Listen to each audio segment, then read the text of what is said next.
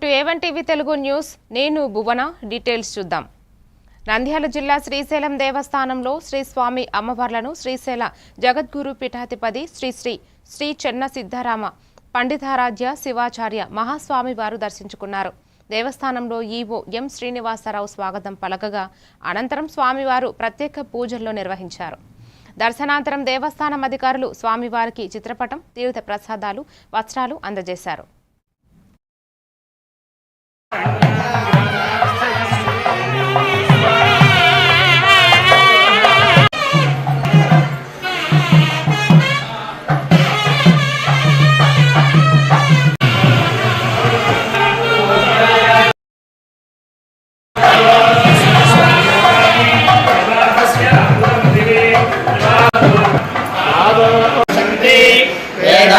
विज्ञान सुनिश्चितार्थाः संन्यासयोगाद्यतयः शुद्धसत्त्वाः ब्रह्मलोकेषु परान्तकाले परामृतात् परिमुच्यन्ते सर्वे.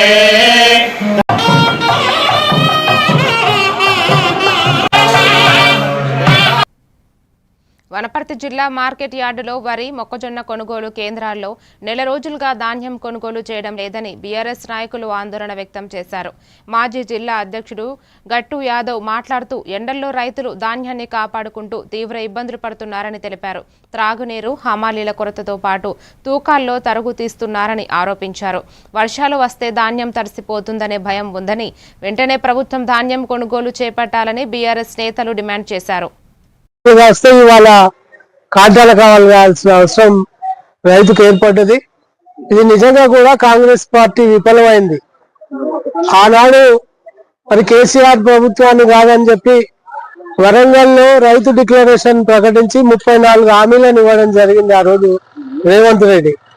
అందులో ఏ ఒక్క హామీని కూడా కౌలు రైతులకు 14,000 రూపాయలు ఇస్తా అని చెప్పిండు. మరి అట్లే పంట మార్పిడి పేరు మీద మరి పంటను ఎక్కడికి వెళ్ళినా కూడా బోనస్ ఇచ్చి కొంటామని చెప్పిన నాయకుడు మరి ఇవాళ తెలంగాణ మొత్తంలో కూడా అన్ని వడ్ల కేంద్రాల్లో కూడా రైతాంగం పడుతున్నటువంటి వడిగాపులను ఇందులో తూర్పు తాండకు తెలిసిన ఈ దేవులమ్మ గారు చెప్పినటువంటి మాటల్ని ఇందాక మీడియా సోదరులు కూడా రికార్డ్ చేసిరు. నేను కౌలు రైతులు అట్లే నా సొంత పంటతో పాటు దాదాపు 40-50 క్వింటాలు నేను పండించి ఈ మార్కెట్ కి తీసుకొస్తే ఈ మార్కెట్ లో ఉన్నటువంటి అర్తిదారులు ఎవరైతే ఉన్నారో ఇక్కడ మీరు ప్లాట్ఫామ్ మీద వడ్లు పోయడానికి వీల్లేదని చెప్పి దౌర్జన్యం చేస్తూ మరి వాళ్ళ వడ్లను కూడా అక్కడ పోసి ఆరబెట్టుకోకుండా చేస్తుండ్రు. దాదాపు 25 రోజుల నుంచి ఆమె భర్త ఇక్కడికి వడిగాల్పు కలుస్తున్నా కూడా ఎలాంటి స్పందన లేకుండా ఇవాళ గట్టిగా అడిగితే ఇక 2 రోజులలో కాంటా చేస్తామని చెప్పడం జరిగింది. ఏపీ ముఖ్యమంత్రి చంద్రబాబు అధ్యక్షతన అమరావతి సచివాలయంలో 2 రోజుల పాటు జరిగే కలెక్టర్ల సదస్సు జరుగుతోంది. ఈ సందర్భంగా రాష్ట్ర ఆర్థిక పరిస్థితిపై ఆందోళన వ్యక్తం చేశారు. ప్రస్తుతం ఆంధ్రప్రదేశ్ 9.74 లక్షల కోట్ల అప్పుల్లో ఉందని ఆయన స్పష్టం చేశారు. గత ప్రభుత్వం కేంద్ర ప్రయోజిత పథకాలకు సంబంధించిన నిధులను ఇతర అవసరాలకు మళ్లించిందని, దీనివల్ల కేంద్రం రాష్ట్రానికి రావాల్సిన నిధులను నిలిపివేసిందని మండిపడ్డారు. పారదర్శకత లేని పాలన వల్ల రాష్ట్రానికి చేకూరిన నష్టాన్ని వివరిస్తూ సరిగ్గా పరిపాలించకపోతే ప్రజలు తిరస్కరిస్తారనే విషయం గత ఎన్నికల తీర్పుతో స్పష్టమైందని అధికారులకు గుర్తు చేశారు. కమిట్మెంట్ ఉంది, చెప్పింది నిలబెట్టుకోవాలి. That is where trust factor. ఈ అన్నింటి మధ్య మీరు చూసినప్పుడు నేను క్లియర్గా మీ అందరికీ మళ్ళీ చెప్తున్నా, truth is only one. That is wear NDA central government is doing. ఎక్కడికక్కడ మీరు చూస్తే ఒకటి వెల్ఫేర్ ఇవ్వకపోతే పబ్లిక్లో పేదరికం ఎక్కడ కూడా తగ్గేది కాదు. డెలివరీ లీకేజెస్ ఎక్కువ ఉండేటివి. 100 రూపాయలు ఇస్తే ఒకప్పుడు ప్రధానమంత్రి రాజీవ్ గాంధీ మాట్లాడే పరిస్థితికి వచ్చాడు, మనం 100 రూపాయలు ఖర్చు పెడితే 10 రూపాయలని. ఇప్పుడు టెక్నాలజీ బెనిఫిట్ మీరు చూస్తే డీబీటీ ఎంత వేస్తామో నెక్స్ట్ 1 మినిట్లో వాళ్ళ అకౌంట్కి వెళ్ళే పరిస్థితి వస్తూ ఉంది. ఇంకొక పక్క కైండ్ మనం ఇచ్చినా దాన్ని కూడా మనం ఎక్కడికక్కడ అనలైజ్ చేసుకుంటున్నాం. అభివృద్ధి మీరు చూశారు, 5 సంవత్సరాలు ఏమాత్రం అభివృద్ధి లేకుండా గుంతలు పడిన రోడ్లు ఇవన్నీ ఉంటే ఈరోజు అభివృద్ధిని పరిగెత్తించగలిగాం, ట్రాక్లో పెట్టగలిగాం. నేను మొత్తం మార్చేసామని చెప్పను కానీ ఇంకా చేయాలి. అనునిత్యం రిఫార్మ్, ఇన్నోవేషన్, డెలివరీ, ఈ మూడు కూడా మనం ఎక్కడికక్కడ వర్కౌట్ చేసుకోగలిగితే ఇట్ ఈస్ ఇన్స్పైరింగ్ టైం. ప్రభుత్వ పనితీరుకు ప్రజలు సంతృప్తే అసలైన కొలమానమని ఏపీ సీఎం చంద్రబాబు దిశానిర్దేశం చేశారు.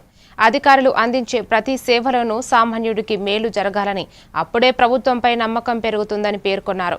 రాష్ట్రాన్ని మళ్లీ గాడిలో పెట్టేందుకు తాను పవన్ కళ్యాణ్ కట్టుబడి ఉన్నామని, అందుకు కలెక్టర్లు క్షేత్రస్థాయిలో బాధ్యతాయుతంగా పనిచేయాలని కోరారు.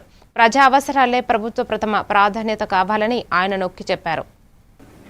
మీరందరూ గుర్తుపెట్టుకోవాల్సింది ఒక పాలిటీషియన్స్ కాదు, అధికార యంత్రాంగం, మినిస్టర్స్ అందరం కూడా మనం పర్ఫామ్ చేయడమే కాకుండా మనం కమ్యూనికేషన్ కూడా పర్ఫెక్ట్గా చేయాల్సిన అవసరం ఉంది.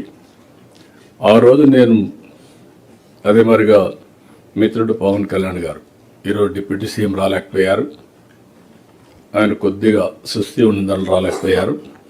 కానీ ఇద్దరం కలిసి మేము ఇచ్చిన హామీ, అదే మరి నరేంద్ర మోడీ గారి నాయకత్వంలో మేము ఇచ్చిన హామీ, రాష్ట్రాన్ని పునర్నిర్మాణం చేస్తామని చెప్పాం. అదేవిధంగా సంక్షేమం, డెవలప్మెంట్, గుడ్ గవర్నెన్స్, ఈ మూడు కూడా మాకుండే అనుభవం, అదే మరి ఇప్పుడు వచ్చినటువంటి అడ్వాంటేజ్. ఎక్కడికక్కడ ఇది చేయాలి. యాజ్ చీఫ్ మినిస్టర్ నాకు ఒక కమిట్మెంట్ ఉంది, చెప్పింది నిలబెట్టుకోవాలి. That is where trust factor. ఈ అన్నింటి మధ్య మీరు చూసినప్పుడు నేను క్లియర్గా మీ అందరికీ మళ్ళీ చెప్తున్నా, truth is only one. That is wear NDA central government is doing. ఎక్కడికక్కడ మీరు చూస్తే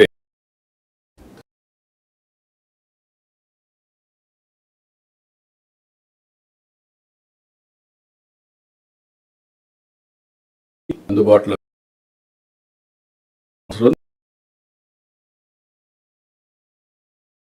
బాధ్యత.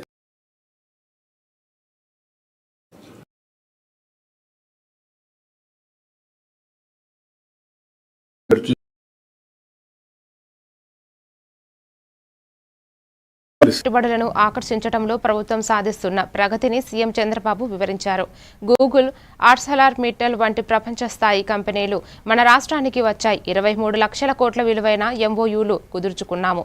ఇవి సాకారమైతే 24 లక్షల ఉద్యోగాలు వస్తాయని చంద్రబాబు తెలిపారు. గ్రీన్ ఎనర్జీ, గ్రీన్ హైడ్రోజన్తో పాటు డేటా, ఏఐ, క్వాంటమ్ టెక్నాలజీలకు ఏపీ కేంద్రంగా మారనుందని ఆయన ధీమా వ్యక్తం చేశారు. పరిశ్రమలకు రాయితీలు దేశంలో తొలిసారి మనం ఎన్ని చేశాం. ఫైనల్గా ఎస్క్రో అకౌంట్ కూడా ఆలోచిస్తున్నాం. అన్ని కరుణిస్తే తొందరలో ఎస్క్రో అకౌంట్ కూడా తీసుకొచ్చి ఏ పారిశ్రామికవేత్త కూడా మన ఆఫీస్కి వచ్చే పని లేకుండా అవసరమైతే మనమే ఆయన దగ్గరికి పోయే పరిస్థితి తీసుకొస్తామని చెప్పి కూడా నేను మీకు తెలియజేస్తున్నా. సిఐ సబ్మిట్ 538 ఒప్పందాలు వచ్చాయి. 11,38,000 కోట్ల రూపాయలు పెట్టుబడులు వచ్చాయి. 13,95,000 మందికి ఉద్యోగాలు వస్తాయి. ఇంకొక పక్క మీరు చూస్తే ఇవన్నీ కూడా ఎంఓయూలు పేపర్ మీద పెట్టడం కాదు, 17 ఎస్ఐపిబి మీటింగ్లు పెట్టాం. 11,37,200 ఇస్తున్నాం. ఆ డేట్ ప్రకారం పనులు చేయించే బాధ్యత మీది, అడ్డంకులు లేకుండా చూసే బాధ్యత మీది. ఎవరన్నా ఇండస్ట్రీస్ చేయకపోతే వాళ్ళ దగ్గర పని చేయించే పర్సువేషన్ కూడా చేయాల్సిన అవసరం ఉంది. 1 ఫ్యామిలీ 1 ఆంటర్ప్రెన్యూర్ అన్నాం. 175 నియోజకవర్గాల్లో 175 ఎంఎస్ఎంఈ పార్కులు పెడుతున్నాం. ఈరోజు విశాఖపట్నం ఐటీ హబ్గా తయారైంది. ఒక పాలసీ ఎట్లా ప్లే చేస్తుందంటే 99 పైసలు ఎకరా ల్యాండ్. మనకు ఉద్యోగాలు కావాలి.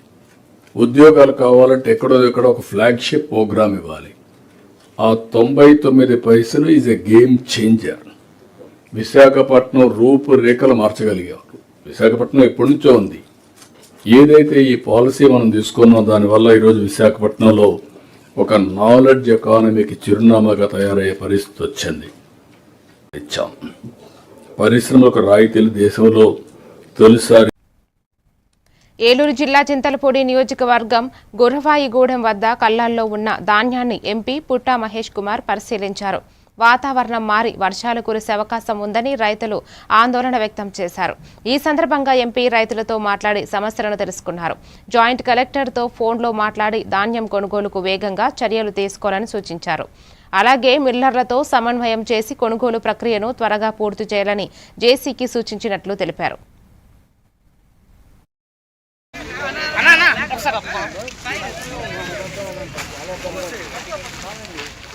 బాబు కెమెరాలో ఆపండి పక్కగా కొంచెం.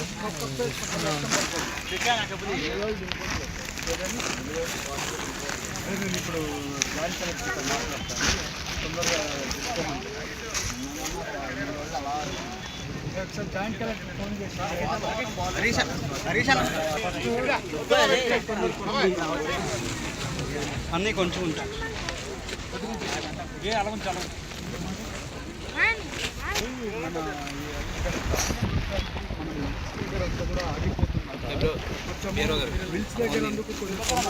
చిన్న కొంచెం యువతలకు మళ్ళీ ఇప్పుడు ఆర్ఎస్ కోనర్ అదంతా ఇబ్బంది వచ్చేస్తుందండి.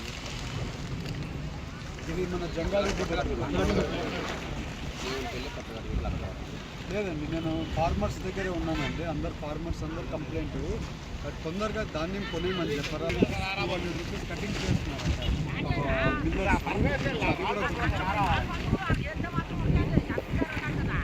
ఏ స్పెసిఫిక్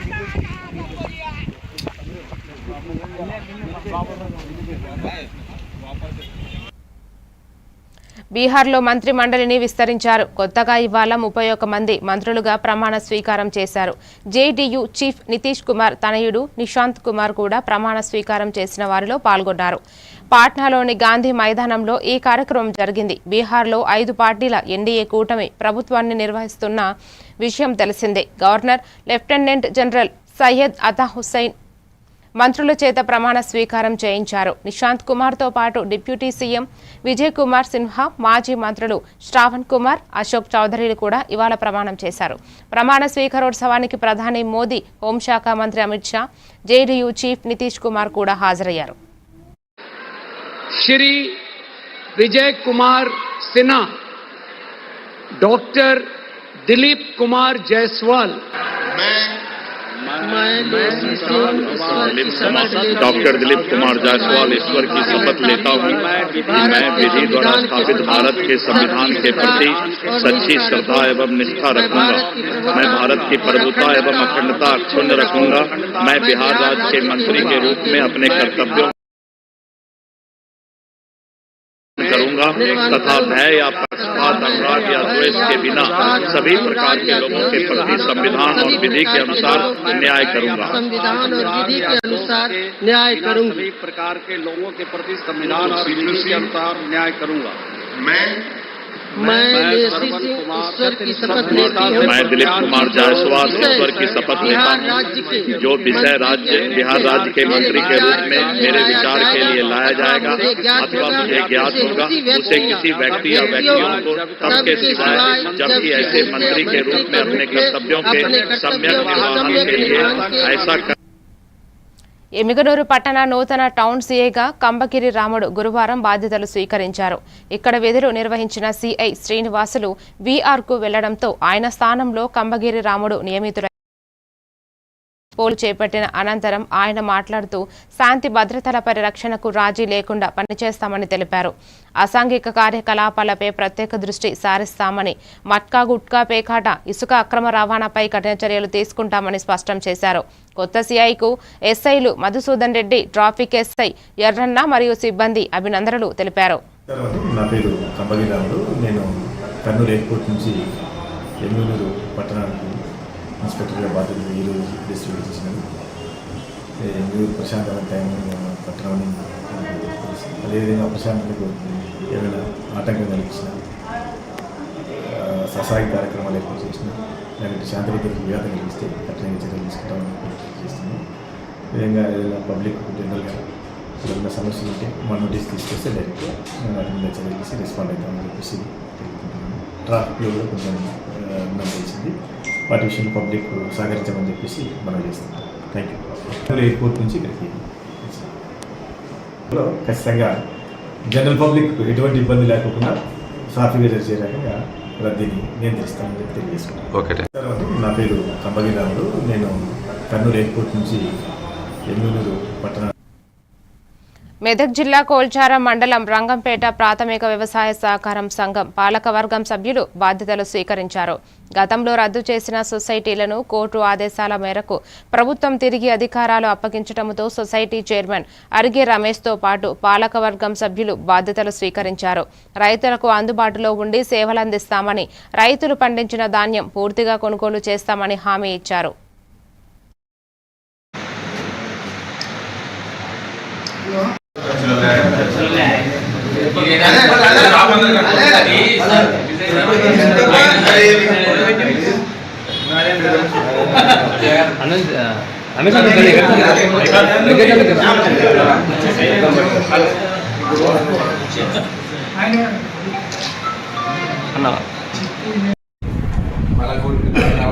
అందరూ రావడం కూడా సంతోషకరం. కాకపోతే ముఖ్య మీ వర్ష టైం ఎలాంటిదంటే ఇప్పుడు ఇంత ఇబ్బంది అయిన టైంలో మీరు మళ్ళీ ఎక్కిరు. ఎందుకంటే ఇప్పుడు మా లారీల సమస్య అనేది మొదలైంది ఊళ్ళో కూడా.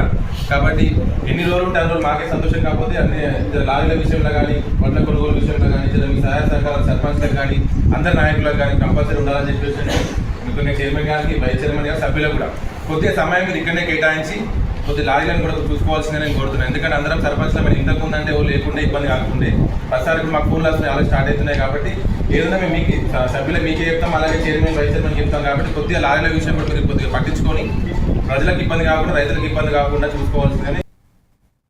విశాఖపట్నం జిల్లా పరవాడ మండలం ముత్యాలమ్మ పాలెంలో జనసేన సీనియర్ నాయకులు అర్జుల్లి అప్పలరాజు కుటుంబాన్ని జనసేన జిల్లా అధ్యక్షులు పెందుర్తి ఎమ్మెల్యే పంచకర్ల రమేష్ బాబు పరామర్శించారు. ఇటీవల రోడ్డు ప్రమాదంలో మృతి చెందిన అర్జుల్లి సోములమ్మ చిత్రపటానికి పూలమాలలు వేసి నివాళులు అర్పించారు. కుటుంబానికి సానుభూతి తెలియజేసి పార్టీ పరంగా, ప్రభుత్వం పరంగా అండగా ఉంటామని భరోసా కల్పించారు. కార్యక్రమంలో జనసేన ఉమ్మడి ఎన్డీఏ నాయకులు పాల్గొన్నారు.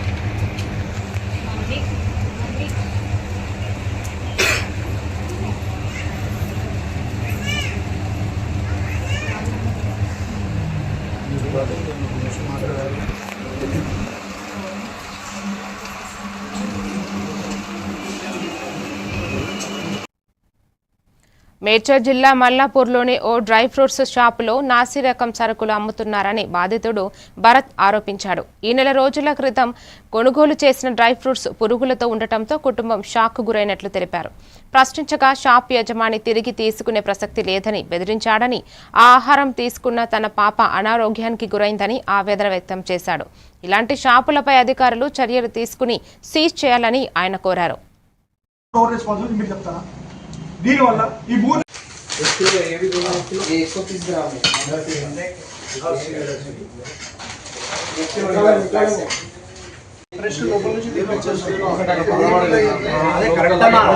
అయినా ప్లేస్ లో నేను కూడా ఉంటే మన పిల్లల కోసం మనం తినిపిస్తాం, పిల్లల కోసం సంపాదిస్తున్నాం.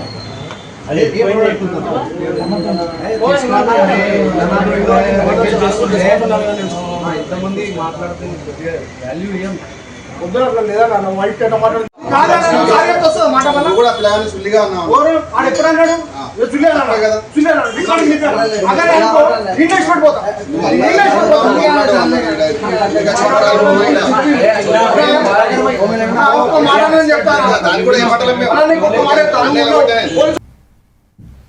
అమరావతిలో జరుగుతున్న 7వ జిల్లా కలెక్టర్ల సదస్సులో పార్వతీపురం మన్యం జిల్లా కలెక్టర్ ఎన్ ప్రభాకర్ రెడ్డి పాల్గొని జిల్లాలో అభివృద్ధి కార్యక్రమాలను సీఎం చంద్రబాబుకు వివరించారు. వ్యవసాయ రంగంలో 7.42% వృద్ధి సాధించామని, పర్యాటక అభివృద్ధికి ప్రత్యేక కార్యాచరణతో కొత్త జలపాతాలను అందుబాటులోకి తీసుకువచ్చామని తెలిపారు. జిల్లాకు పెద్ద ప్రాజెక్టులు రావాల్సిన అవసరం ఉందని, అదనపు ప్రోత్సాహం ఇవ్వాలని సీఎం దృష్టికి తీసుకువెళ్లారు. దీనిపై సీఎం సానుకూలంగా స్పందించి ప్రచార కార్యక్రమాలు విస్తృతం చేయాలని సూచించారు. టూరిజం ప్రమోట్ చేయడం మొదలుపెట్టండి.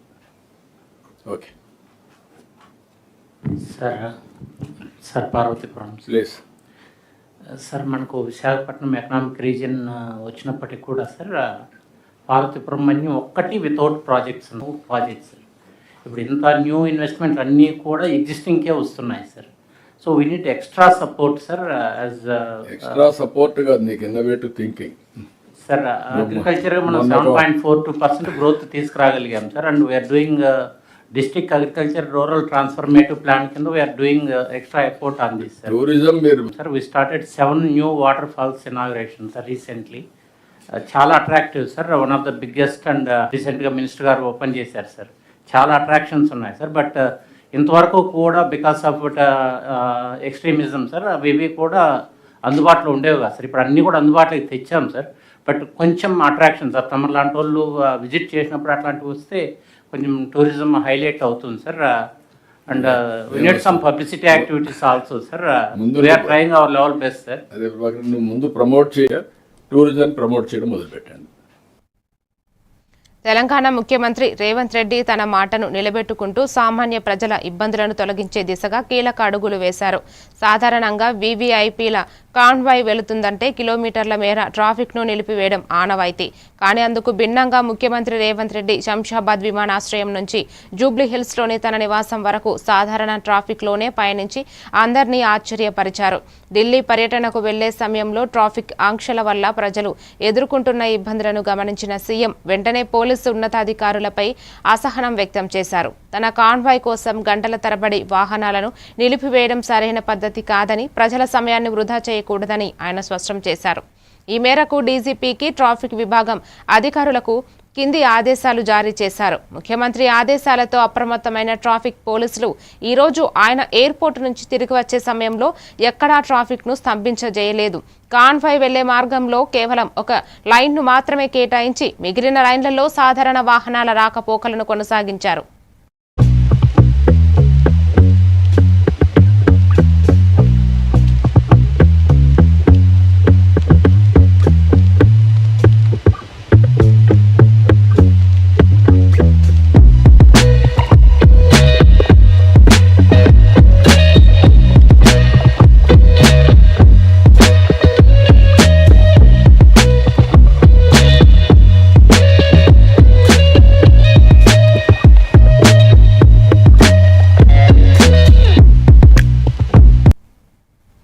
పార్వతీపురం మన్యం జిల్లాలో సాకిగెడ్డ సాగునీటి వ్యవస్థకు కొత్త జీవం పోసింది. జిల్లా కలెక్టర్ ప్రభాకర రెడ్డి నేతృత్వంలో చేపట్టిన జలధార జలహారతి కార్యక్రమంతో 20 చెరువులు పునరుద్ధరించబడి 862 ఎకరాల ఆయకట్టకు సాగునీటి భరోసా లభించింది. పూడిక తొలగింపు, తూముల మరమ్మతులు, ఫీడర్ ఛానల్స్ అభివృద్ధితో నీటి నిల్వ సామర్థ్యం పెరిగింది. దీంతో భూగర్భ జలాలు పెరిగి రైతులు రెండో పంటకు సిద్ధమవుతున్నారు. దశాబ్దాల సమస్యకు పరిష్కారం లభించడంతో రైతుల్లో ఆనందం వ్యక్తమవుతోంది.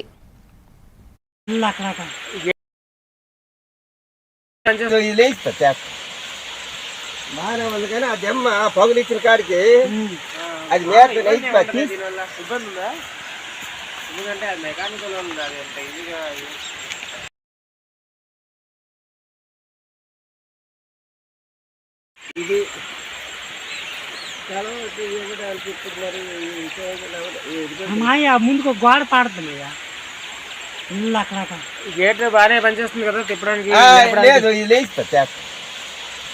బాగానే ఉంది కానీ ఆ దెమ్మ పగులిచ్చిన కాడికి అది ఇబ్బంది ఉందా? ఎందుకంటే అది మెకానికల్ ఉంది. అది అంత ఈజీగా